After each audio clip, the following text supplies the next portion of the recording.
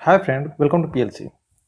आज से मैं फंडामेंटल का भी एक सीरीज लाने जा रहा हूँ, जिससे कि जो भी एग्जाम में जो भी क्वेश्चन पूछेगा फंडामेंटल से, उसकी तैयारी पूरी हो सके। तो चलिए शुरू करते हैं फंडामेंटल्स का। तो फंडामेंटल्स में क्या है कि जो भी कंप्यूटर का हिस्ट्री क्या था, कंप्यूटर के जो भी पेरिफेरल डिवाइसेस हैं, इनपुट आउटपुट, कंप्यूटर का मेमोरी, इन सब चीज़ों को थोड़ा सा पढ़ना होता है अच्छे से। ठीक है, तो चलिए शुरू करते हैं फंडामेंटल्स ऑफ कंप्यूटर। तो कंप्यूटर का डिफिनेशन देखेंगे और फिर इसका इवोल्यूशन कैसे कैसे हुआ उस चीज़ को देखेंगे। तो आइए शुरू करते हैं। फंडामेंटल ऑफ कंप्यूटर्स, ठीक है, ये फंडामेंटल में ही ये सब चीज़ें आती हैं। तो कंप्यूटर का डेफिनेशन तो सबको पता ही होगा, लेकिन फिर भी एक देख लेते हैं। कंप्यूटर एक इलेक्ट्रॉनिक मशीन है, ठीक है, जो कि क्या करता है, इनपुट लेता है, डाटा जो भी आपका है वही इनपुट के तौर पे लेता है, फिर उसे प्रोसेस करता है। ठीक है, जो भी इनपुट लिया है उसको प्रोसेस करता है और फिर आउटपुट जनरेट कर देता है और यूज़र को मीनिंगफुल इन्फॉर्मेशन के तौर पे आउटपुट देता है। जो भी आउटपुट देता है वो मीनिंगफुल होना चाहिए, ठीक है, मीनिंगफुल नहीं है तो फिर वो आउटपुट नहीं माना जाएगा। तो कहने का मतलब है, कंप्यूटर का अगर एक छोटा सा डायग्राम बनाए तो ये आपका हो गया कंप्यूटर। ठीक है, तो जो भी ये आपका कंप्यूटर है, इसको चाहिए इनपुट और ये आपको दे देगा आउटपुट।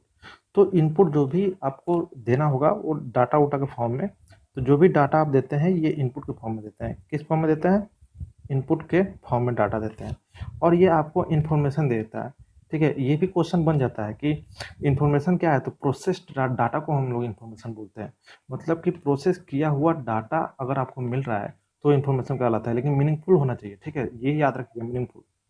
तो इन्फॉर्मेशन, इन्फॉर्मेशन, तो इन्फॉर्मेशन क्या होता है, आउटपुट के रूप में हमेशा निकलता है।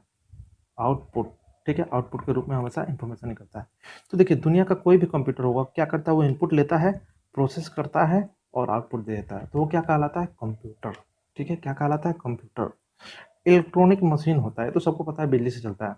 लेकिन यहाँ पे जब हम लोग इवोल्यूशन पढ़ेंगे तो यहाँ पे जो भी पुराने ज़माने का कंप्यूटर था, जिसको हम लोग कंप्यूटर बोलते थे, वो उस समय केवल जोड़ घटाव करता था, उसी को कंप्यूटर बोल देते थे। और वो बहुत सारे तो जो भी पुराने थे वो बिजली से भी नहीं चलते थे, वो हाथ से चलाना पड़ता था। बड़ा अजीब लगेगा इसको, अगर इसका डीपली अगर देखिएगा वीडियो वगैरह यूट्यूब पे, तो बड़ा अजीब लगेगा कि भाई इसे हम लोग कंप्यूटर बोलते हैं, लेकिन क्या कीजिएगा, कंप्यूटर बोलते हैं क्योंकि कंसेप्ट से मैच करता है। कंसेप्ट क्या करता है कंप्यूटर का?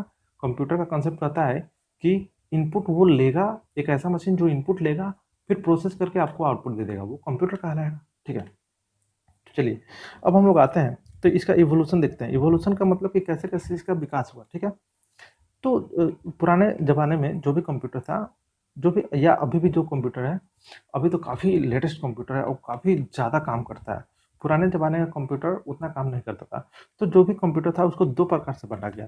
एक है manual computing, manual computing device, और दूसरा ऑटोमेटेड कंप्यूटिंग डिवाइस। तो पहले मैनुअल कंप्यूटिंग डिवाइस पढ़ते हैं। मैनुअल कंप्यूटिंग का मतलब उसको हाथ से चलाना पड़ता था, हाथ से। ठीक है, एबाकस, सबसे पहले यहाँ, इससे भी पहले आप जाइएगा तो टैली स्टिक आता है एक, लेकिन उसको हमने छोड़ दिया है क्योंकि बहुत सारे बुक में वो नहीं देता है। एबाकस से ज़रूर शुरू होता है हर बुक में। देखिए, जो भी यहाँ पे डेट वगैरह होगा ना, वो 2-4 साल इधर उधर होगा, तो उसको लेके इशू मत बनाइएगा। थोड़ा सा बस नाम याद रखिएगा कि हाँ, ये एबाकस एक कंप्यूटर भी था। तो एबाकस क्या था, एक कंप्यूटर था जिसका जो भी इसको कहाँ डेवलप किया गया था, तो बेबीलोनिया में। हिस्ट्री को अगर हम पढ़िएगा, बेबीलोनिया वो शायद इराक वगैरह साइड में पड़ता है बेबीलोनिया। तो वहाँ पे 500 बीसी से लेकर 300 बीसी के क्रम में इसको यूज किया गया था। क्या नाम क्या था? एबाकस। ये फर्स्ट कैलकुलेटिंग डिवाइस इसको बोला जाता है। इसको काउंटिंग फ्रेम के नाम से भी जानते थे। दूसरा, नेपियर बोन्स। ज़्यादा से ज़्यादा क्या कीजिएगा, आप कौन बनाया ये और कब आया ये, बस इतना याद रखिएगा। ठीक है, तो नेपियर पोन्स कौन बनाया? नाम में ही छुपा है, जॉन नेपियर। ठीक है, 1614 ईस्वी में बनाया। ठीक है, 1614 ईस्वी में जॉन नेपियर ने इसको डेवलप किया। स्पेशली इसको डिजाइन किया गया था मल्टीप्लिकेशन करने के लिए और कोसेंट ऑफ नंबर, नंबर के ये कोसेंट वगैरह निकालने के लिए। ठीक है, स्लाइड रूल।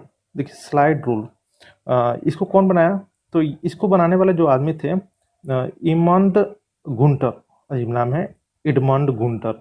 1620 ईस्वी में इसको बनाया गया और ये साइंटिफिक फंक्शन, मतलब कि लोगरिथम, ट्रिगोनोमेट्री, रूट्स, ये भी निकाल देता था। देखिए, ये उस जमाने में स्लाइड रूल क्या था, लोगरिथम वगैरह निकालता था। लेकिन आप थोड़ा सा इसको ऐसे समझिए, ये सबकी बस की बात नहीं थी इसको चलाना।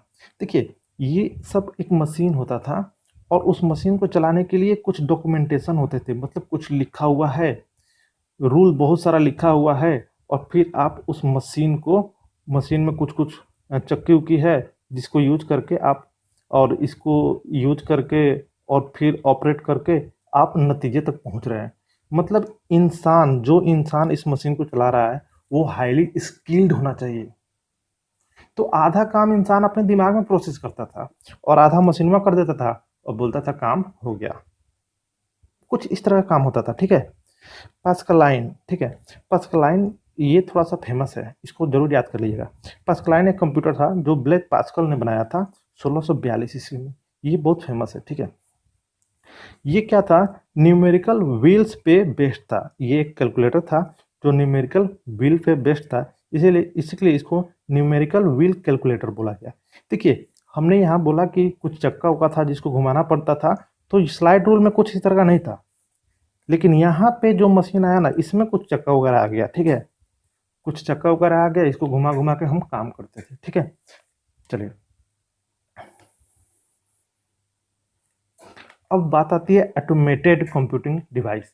देखिए, ऑटोमेटेड का मतलब कि कंप्यूटर ही सारा दिमाग लगाए। अब इंसान को ज़्यादा दिमाग नहीं लगाना है, इंसान बस इनपुट दे दे, हट जाए, ठीक है। तो सबसे पहला जो मशीन है डिफरेंस इंजन, और दूसरा एनालिटिकल इंजन। इन दोनों को एकदम अच्छे से याद कर लीजिएगा क्योंकि ये एग्जाम में पूछता है, स्टेट में भी आया हुआ था। चार्ल्स बेबेज ने बनाया 1822 में डिफरेंस इंजन, ठीक है। और चार्ल्स बेबेज ने ही बनाया था 1833 ईस्वी में एनालिटिकल इंजन। जो भी डिफरेंस इंजन था इसको ऑटोमेटिक मैकेनिकल कंप्यूटिंग मशीन बोला गया। ये मैकेनिकल था, मतलब इसमें भी चक्का वगैरह इसमें भी लगा हुआ था, इसको भी हाथ से चलाते थे। लेकिन ऑटोमेटिक थोड़ा आप चलाइए, बाकी ये खुद से चल के अपना काम कर दिया, ठीक है, काम कर देता था। इसको हालांकि हाथ से नहीं, यहाँ तक स्टीम आ गया। स्टीम का मतलब कि जो भी भाप वगैरह से चलता था, कैसे स्टीम इंजन ट्रेन था उसी तरह से ये भाप से चलता था। ये कंप्यूटर बड़ा अजीब कंप्यूटर था उस जमाने में, ठीक है। एनालिटिकल इंजन चार्ल्स बेबेज ने बनाया था।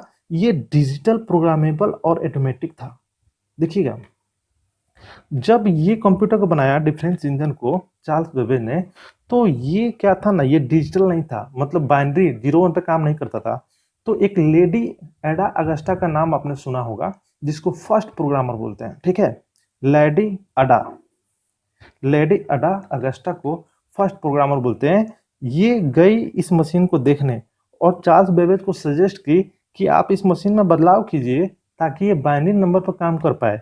तो यहाँ पे एनालिटिकल इंजन, मतलब 10 साल लग गया उनको ये चेंजिंग करने में, 10 से 11 साल, ठीक है। तब जाके उन्होंने एक नया मशीन बनाया एनालिटिकल इंजन, तो ये डिजिटल काम करने लगा। तो लेडी अडा अगस्टा ने इसी के लिए प्रोग्रामिंग भी कर दिया। तो ये प्रोग्रामेबल था, डिजिटल था, ऑटोमेटिक था। इसको थोड़ा ध्यान रखिएगा। मार्क 1 को कौन बनाया, हेवार्ड एकेन, 1937 में, ठीक है। ये फर्स्ट इलेक्ट्रोमैकेनिकल कंप्यूटर था। यहाँ पे बिजली आ गया कंप्यूटर में, ठीक है। मतलब यहाँ का कंप्यूटर बिजली से चलने लगा। देख रहे हैं यहाँ स्ट्रीम से चल रहा है। तो यहाँ पे अब कंप्यूटर मैकेनिकल था, उसमें भी बहुत सारे चक्की वगैरह लगा होता था, व्हील वगैरह, लेकिन वो व्हील अब मोटर वगैरह से चलता होगा, ठीक है। वैक्यूम ट्यूब बेस्ड, ठीक है। वैक्यूम ट्यूब बेस्ड टेक्नोलॉजी यहाँ पे डालना शुरू किया गया, ठीक है। ये मैकेनिकल भी था और वैक्यूम ट्यूब भी पहली बार यहाँ पे इस्तेमाल किया गया। अब आगे चल के मैकेनिकल कम होते चला जाएगा और वैक्यूम ट्यूब ज़्यादा, मतलब मात्रा में यूज किया जाने लगेगा। कोलोसस ये एक कंप्यूटर था, इसको बनाया था एलन मैथिसन ने 1944 ईस्वी में। ये first pure electronic digital programmable computer था। फर्स्ट प्योर इलेक्ट्रॉनिक, देखिए ये पूरा इलेक्ट्रॉनिक, मतलब यहाँ पे वैक्यूम ट्यूब, पूरा का पूरा वैक्यूम ट्यूब यूज किया गया था। मैकेनिकल पार्ट्स इसमें नहीं था, मतलब घूमने वाला चक्की वगैरह कुछ नहीं था। तो ये first pure electronic digital programmable computer था।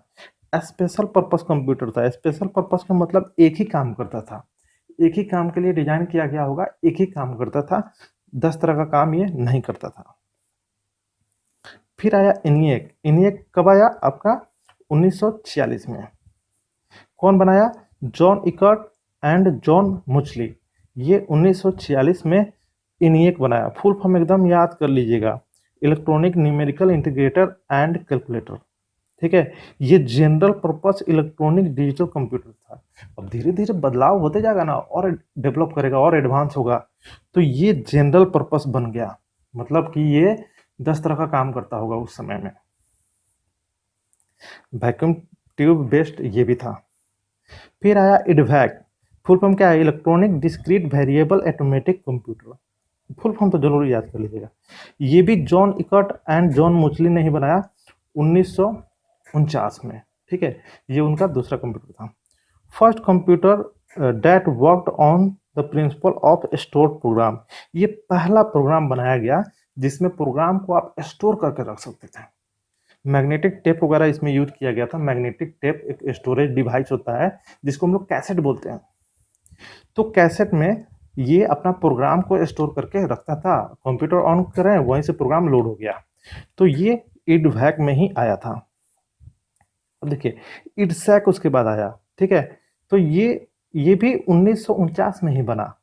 मतलब सेम ईयर में दोनों बना है। कौन बनाया? Morris Wilkes.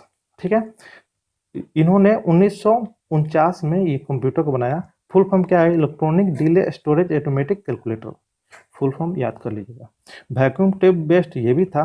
देखिए, यहाँ पे बेसिक लॉजिक गेट्स की तरह वैक्यूम ट्यूब को डिजाइन किया जाने लगा। मतलब लॉजिक गेट्स वगैरह कंसेप्ट अब आ गया था। तो वैक्यूम ट्यूब का यूज करके ही बेसिक लॉजिक गेट्स तैयार कर लिया जाता था। आज के डेट में सेमीकंडक्टर से बनता है ये सब चीज। और देखिए मेमोरी, देखिए यहाँ पे मेमोरी थोड़ा सा बदल गया। मरकरी डिले लाइन को यूज किया जाने लगा मेमोरी बनाने के लिए। मरकरी डिले लाइन, तो यही डिले देखिए इसके फुल फॉर्म में भी है। ठीक है, मरकरी डिले लाइन को यूज करके मेमोरी यहाँ पे बनाया गया था। UNIVAC, universal automatic computer. तो यूनिवर्सल एंड ऑटोमेटिक कंप्यूटर याद कर लीजिए। ठीक है, इकर्ट मुचली, देखिए जो ऊपर हम लोग पढ़े थे ना, इकर्ट और मुचली, उनका ही कंप्यूटर है। लेकिन इस समय तक वो अपना एक कंप्यूटर का कंपनी खोल लिया था उन्होंने, इकर्ट मुचली कंप्यूटर कॉरपोरेशन। तो 1951 में पहला कमर्शियल कंप्यूटर इन्होंने लॉन्च किया। देखिए कमर्शियल कंप्यूटर, पहला कमर्शियल कंप्यूटर, मतलब क्या कि मार्केट में अब लोगों के लिए कंप्यूटर बनने लगा। पहले तो जो बनाया वही यूज किया, बस खुश। कोई उसको खरीद के घर नहीं ले जा सकता था क्योंकि मास प्रोडक्शन नहीं होता था। पहला बार मास प्रोडक्शन हुआ ये यूनिवैक का, और फिर जिसको मन करे वो खरीद सकता है।